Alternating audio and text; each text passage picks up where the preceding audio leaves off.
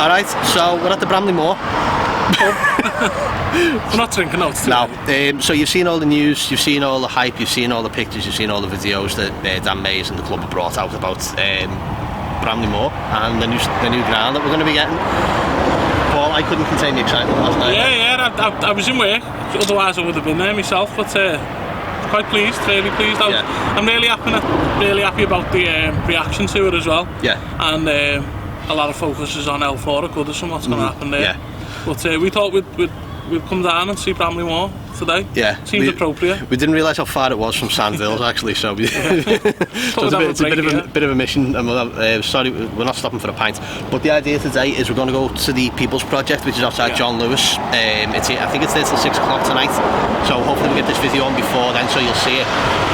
Basically to find out about what the People's Project is all about. You know, obviously the ground, but also the legacy of Goodison.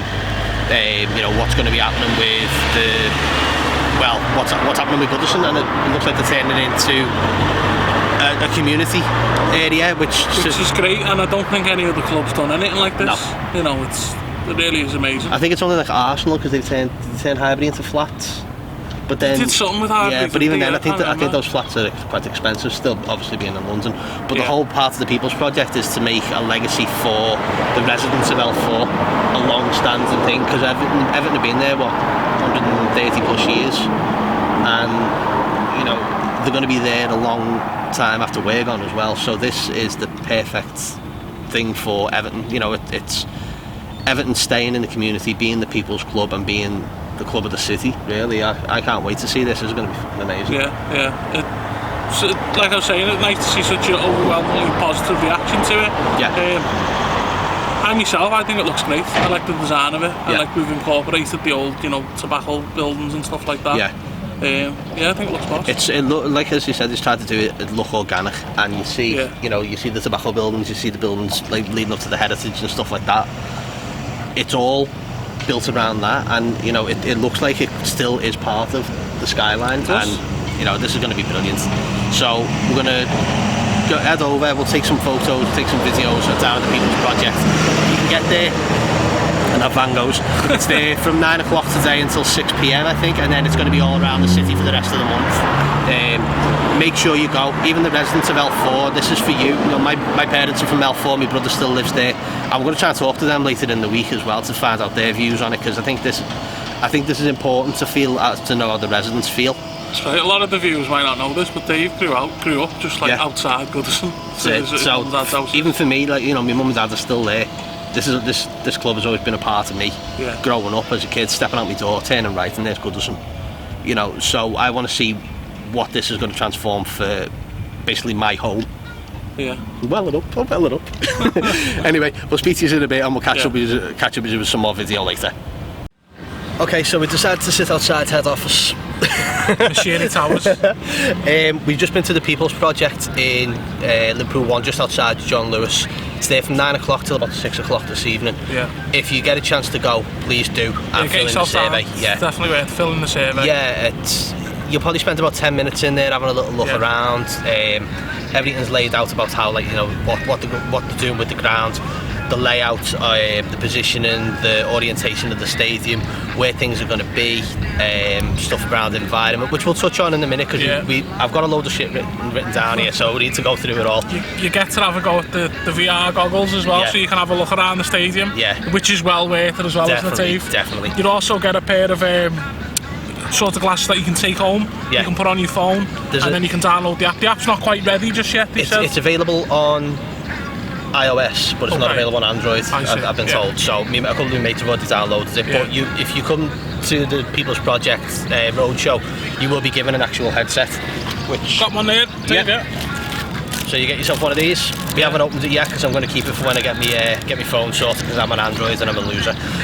But we took a walk from Bramley Moore, didn't we? Well, from Sandhills, near enough. Yeah, we just thought we wanted to see how long it takes, and from Sandhills about 5 minutes. Yeah, it's not too far. But then from From Bramley Moore itself, you're looking at about a 20-minute walk. Yeah, about 20 minutes. Yeah. That's it. That's into the centre. That's up to about the liver buildings. Yeah. Which is about right. I mean, and that's with just it being pretty empty, a straight walk through for us, wasn't it? Yeah. Obviously, when it's busier, it'll be different, but but obviously the things that are going to be going in place are just going to make things a lot more streamlined. Yeah. Now, you'll excuse me because I've written all of this down. Paul's read through it as well, but we'll just touch on it as we're going along. So, if my head goes down, it's only because I'm reading. So, what the People's Project is the second consultation with the public since the first stage. It's engaging with fans, local residents, businesses, local and national politicians and key stakeholders within, the area. Just to say, can we do it? Are you happy with it? What's your thoughts on it? And if anything has been like the fans' reaction to this, it's been great. It's been so good that I can't see any issues with. Yeah, like we said, get yourself down, do the survey. Not just to Everton fans, if you know people that aren't interested in football, or even if they might support another team in the city, go and get yourself down. It's good for the city in general, you know what I mean? Yeah, it's even the stuff with the L4 legacy, with things like that. Once that goes in, that's going to help regenerate the whole of L4. Yeah. Not just Goodison, but Anfield as well. We're not leaving anyone out in this, and this is just a fantastic thing to see from Everton and what they're planning to do. But I'll touch on that on another video because I want to talk about the L4 legacy a bit more, because it's a bit more close to home for me than it is for Paul, I suppose. Not that it isn't important, because it's moving from Goodison, but I just think you grew up there as well, Dave. So for me, this is something that I've wanted for so long that it's time that it needs doing. It winds me up how badly deteriorated County Road, Walton, L4, and the whole area has just gone in like the last 10-20 years. It's just ridiculous. So for Everton to do this, thank you from me, genuinely, and probably from a lot of other residents and the people of Walton. Cheers. But I'll touch on that in another video. But just to talk about the ground, a few details on it, a few details that you'll see it all in the project. Please go if you can. I can't stress that enough. But for those who can't make it, I'll just read through a few notes that I've taken. So it's built on a north-south orientation. So what you're going to see is where the wall, they're still going to retain the wall, but it's going to be facing north and then south. So it alleviates a lot of potential damage to the dock and greater visibility of the fan plaza, and helps with prevailing winds and weather. So it's great. It's going to be chilly in the winter, absolutely Baltic getting around that. So that's great to see. You'll see all the maps. There's a big map and the layout of the ground down there. Capacity is currently 52,000, which we knew. With the potential for 62,000 in future. So it's future-proofed for that kind of thing, and also for changes in regulation for safe standing. For the rail seating and stuff like that, which is going to be in place. There's actually pictures of how that would look as well. I think it shows you how it looks now, where it's seated, and then how it would look with the rail, and then rail seated, and then rail standing. And it's almost doubling the capacity by doing it, and it's like, hell, that's amazing. So I've never been really an advocate of safe standing, but I've always been one to, I've never been opposed to it though. No, I'm willing to change and probably have my mind changed. I don't like.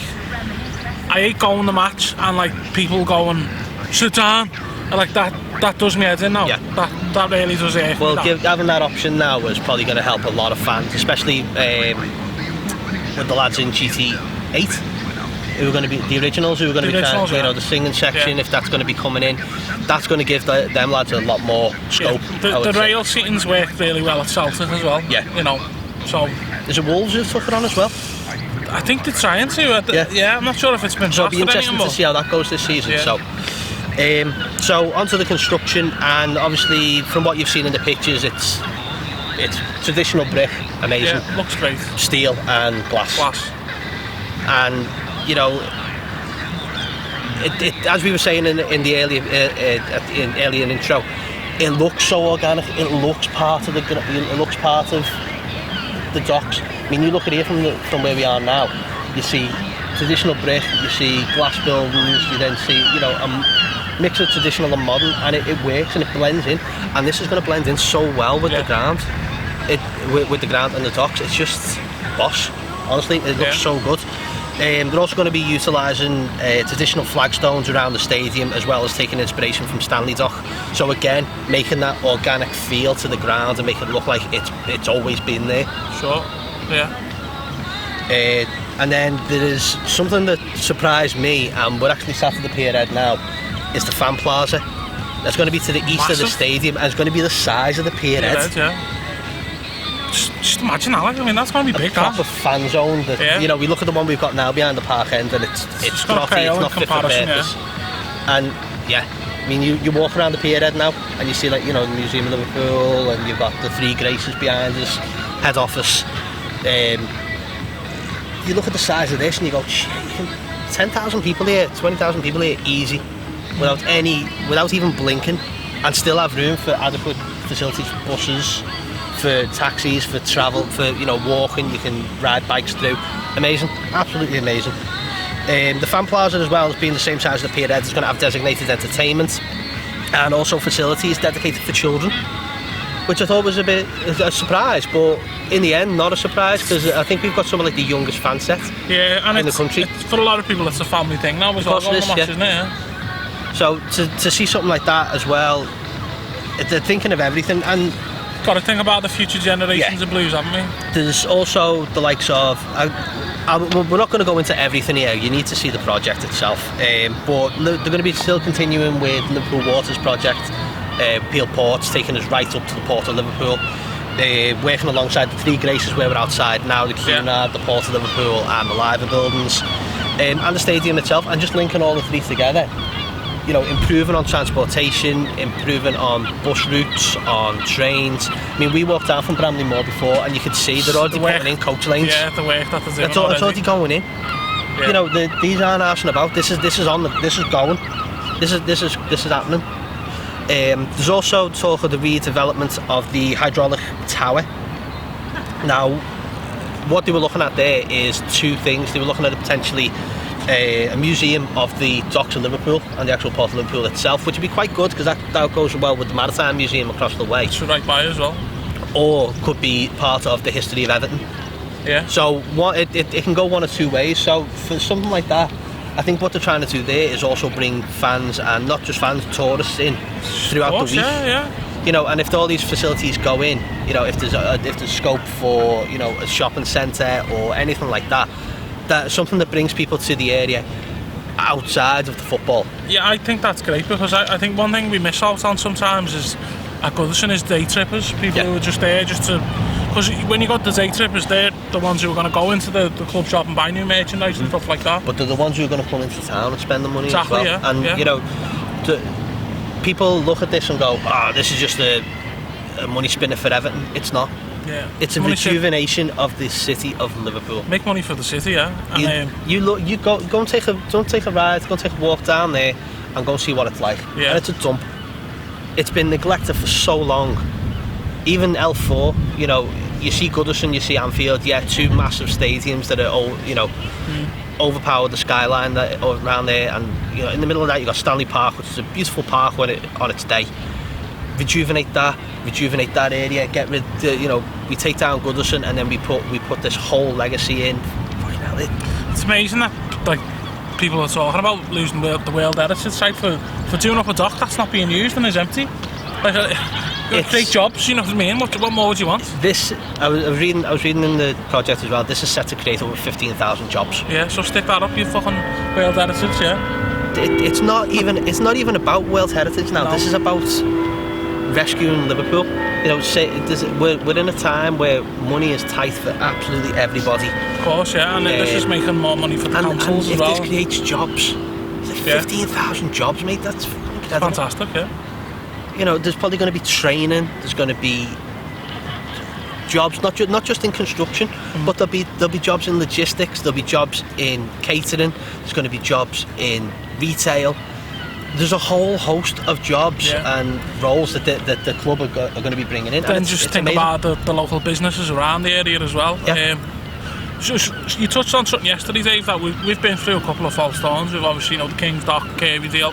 I mean, as I was saying earlier on, I remember being in year 6 in primary school, and there was talk of taking over Kirby Golf Course and doing a stadium there. Yeah. And I remember people kicking off over that, like going, you know, that's my golf course and whatnot. So this is something that I've probably, like yourself, thought that this is not going to happen, is it? It's just keeps going on and on. But the amount of planning and what's gone into this now is completely different to anything we've seen.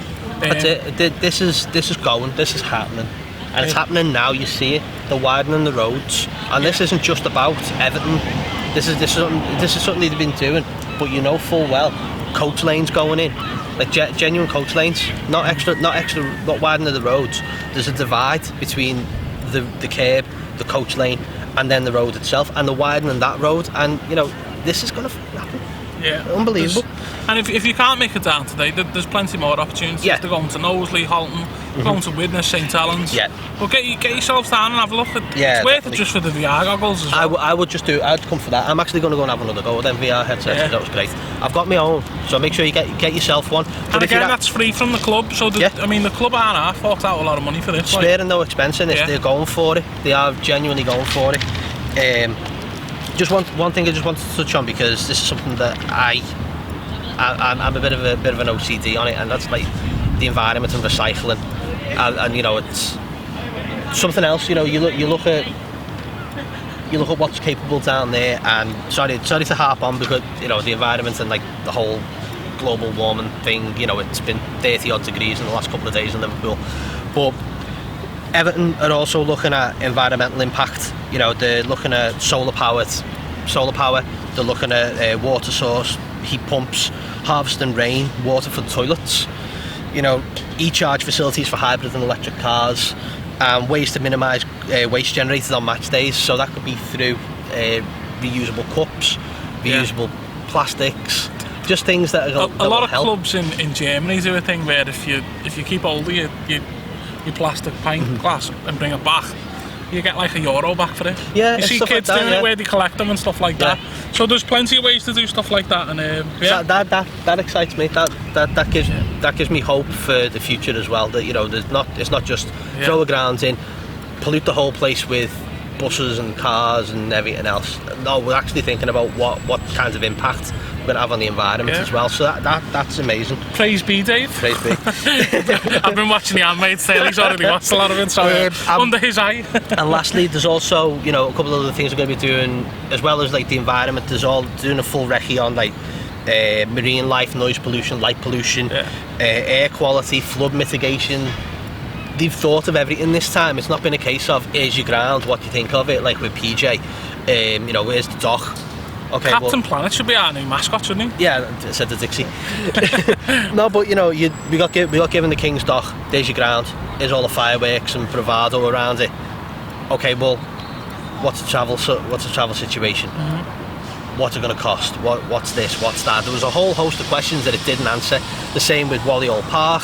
The same with Johnson Part 1, which was like the yellowy ground that they made. There's been loads of different things that, so many false dawns, as I was saying, that haven't really answered the questions, and this is finally doing it. This is the second stage of the consultation now, so there's no reason why, unless something really untoward happens, like we can't have it, but the government's saying no.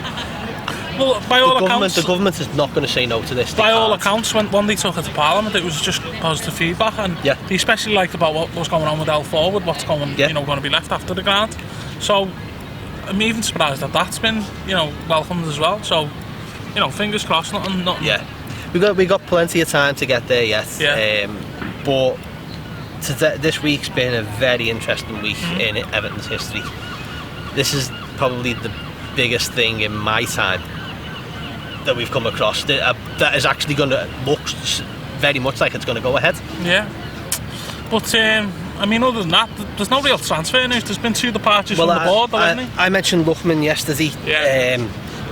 16 million, 6.5 million. Yeah, you're not coming to the ground unless we're playing Leipzig in the Champions League, in which case we'll see you there. But no, the only outs were John Woods and the other guy. Right there. I forgot now. I remember John Woods mainly because of Ocean Software. Yeah. Go on, quick, tell me, Paul. Wait there. It was John Woods. Keith Harris, yeah. So, no great shakes, but I think big in terms of Everton. Was Keith Harris the fella who had Orville as well? Yeah. Yeah, it's just a common name, that, isn't it? Yeah. Yeah, but it felt like we had a Muppet on the ball for a while. Yeah, they're both gone. Maybe John Woods goes back to Ocean and starts bringing out games like Robocop 2 again, maybe for the PS4. Just talking about that was nasty, that Ocean software. You couldn't get past a certain level and they brought it out. Yeah, well, that was the 80s and 90s for you when it comes to games like that. Get it out as fast Imagine that now. Imagine the murder on that would be now. That's what patches are for. Yeah, it's true. But anyway, as we said at the start of the video, come down to the People's Project, come down to all, if you can get to one, great. It'll take 10, 15, 20 minutes of your time. Depends how long you want to stay and just take it all in. We spent a good 20 minutes there ourselves, just breathing everything in and just understanding what is going to go on with Goodison, what's going to go on with the grounds. Even if you're not a fan, even if you don't like footy, come and see what the club is doing for this city. We spent just as long talking to the staff that evening as well, yeah. Who were dead friendly, so it's great. Yeah, I genuinely think even if you're not a fan, even if you're a Red, if you're a Tranmere fan, you're not interested in football at all, come and see what's capable and see what Everton are planning to do for this city. And it might surprise you. I mean, I saw tweets earlier in the week, some Red, probably a mank being a troll, saying Liverpool's a shithole. It's not. No, it's not. There's areas which need improvement. Case in point. Just like anywhere else. Just like anywhere else, yeah. But this city is, I wouldn't change it for the world. People always enjoy visiting it, don't they? People say about the nightlife and everything else, but But just think about just stop for 1 second, take football allegiances out of it, and go, what are Everton doing for this city? Yeah. And you just take a step back and you go, whoa. And that's not forgetting all the work that Everton do in the community already. Of course. And it's that's part of the L4 legacy and what Everton and the community are going to be planning to do, what facilities are going to be available to them to help with. They've won awards for the work that they do, and hopefully with the options that they have with the L4 legacy, long may it continue and massive improvements for them. But seriously, come down, get yourself a free headset. And once this app is available, I'm going to sit there for hours on this. I'm going to ignore people. I'm going to ignore people in work and just sit with this on. Just come and see what's available. Come and see the stuff, mate. It's unbelievable. Till then, I'm going to do another video on the L4 legacy probably in the next day or so, because I want to deep dive into that fair bit. Probably get a bit emotional as well. But as we said earlier on, we want to try and get my dad and my brother, who both still live in L4, so to get their views and their thoughts on it would be absolutely amazing. But until then, we'll catch up with you later. Up the Bramley Moore toffees. Colin Chong. Cheers, Colin Chong. Sorry, just one last quick one. Dan Mays. Oh yeah, well in time. Yeah. Thanks, mate. But you know where we are. If you want to come and have a chat with us, we come and have a pint in the Falcon. Probably getting offered all sorts, isn't it, at the moment? But yeah, you know where we are. Give us a buzz, mate. Up the toffees. See you later.